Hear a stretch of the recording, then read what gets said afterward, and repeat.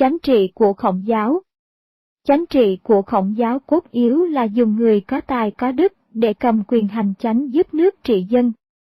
Đức Khổng Tử nói, nhân đạo chánh vi đại, đạo của người, thì chánh trị là lớn, dùng đạo nhân làm gốc, lấy hiếu để lễ nhạc làm căn bản trong sự giáo hóa, để lập thành nền đạo đức, nhân nghĩa, lấy chánh trị mà làm công dụng, thi thú cho ra đời trở nên thuần phong mỹ tục. Cái quan niệm của Nho giáo về đường chánh trị trong một nước Thạnh, Suy, Bỉ, Thới đều do nơi người cầm quyền hành chánh, người hành chánh có đủ tài đức, thì trong nước được thái bình, dân an cư lạc nghiệp.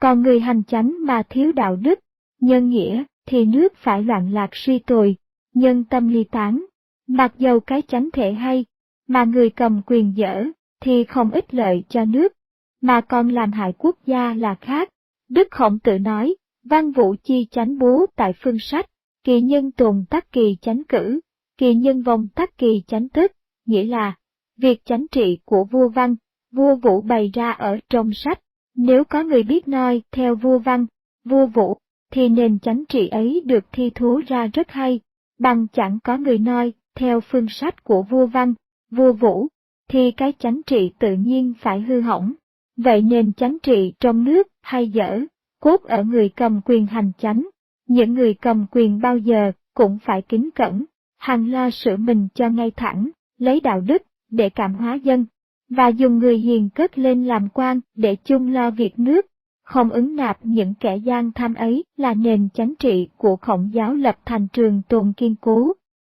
Chánh trị là việc trọng yếu của một nước, người có trách nhiệm cai trị dân, cần phải lấy sự kinh nghiệm, mà làm phương pháp thực hành, phải xem xét cái đạo của thánh hiền đời trước là thế nào,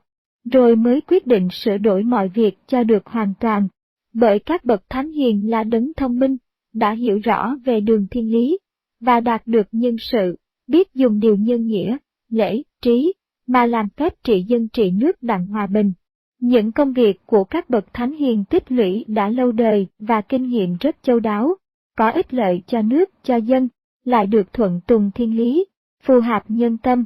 tức là nền chánh trị vững vàng trường cửu.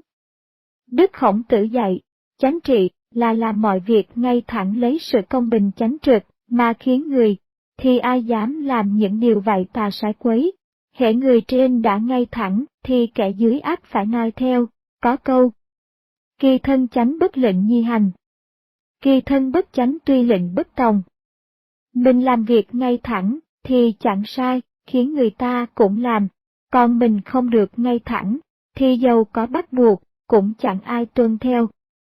Chánh kỷ dĩ giáo dân dạ thuận, thích kỷ dĩ giáo nhân dạ nghịch, tự lập mình cho chánh đáng, rồi mới dạy người ta là thuận chân lý, còn mình dung túng sự sái quấy của mình, mà dạy người ta làm phải là trái ngược. Luận qua chánh trị hà khắc bạo tàn, trong một nước giàu có oai quyền thế lực hùng cường, mà thiếu phần đạo đức nhân nghĩa, thì chẳng bao giờ vững bền tồn tại, mạnh mẽ như Tần Thủy Hoàng, gồm thâu lục quốc khanh sĩ phần thơ, kết cuộc cũng vì thiếu đạo đức, mà phải mất nước tiêu nhà hại mạng. Truyện sử còn ghi chép đến ngày nay, thiên hạ phê bình vua Tần là bạo ngược. Sở Bá Vương hạng võ cũng oai quyền ám á sất xá chúng dân đều kinh khủng, đến khi thế cùng lực tận phải đành tự vẫn nơi ô giang, là bởi không thiệt hành nghĩa nhân đạo đức. Ông Lưu Bang tức là Hớn Bái Công, thuận thọ thiên mạng tuy là nhu nhược dị đức phục nhân, tam phân thiên hạ đoạt kỳ nhị. Cơ nghiệp nhà Hớn thuộc về Hớn Bái Công, ấy là nhu thắng can nhược thắng cường, sách xưa chẳng lầm đó vậy. Tóm lại đường lối chánh trị của Khổng giáo, thì người cầm quyền trong nước, phải dùng đạo đức để cảm hóa chúng dân, phải giữ phép công bình chánh trực, trong sự thưởng phạt cho được phân minh, cần yếu là tạo hạnh phúc cho quốc dân chung hưởng, mọi sự hành vi trên thuận tùng thiên lý dưới phù hợp nhân tâm, thì vạn sự tổng giai thành, ấy là nền chánh trị đại đồng thế giới. Ngày nào những người cầm quyền trong các nước mà biết noi theo phương sách của vua Văn, vua Vũ và thực hành theo nền chánh trị của Khổng giáo cho ra chân tướng, thì đời mới phục lại thái bình, dân an cư lạc nghiệp, tức là cơ bảo tồn quy thượng cổ.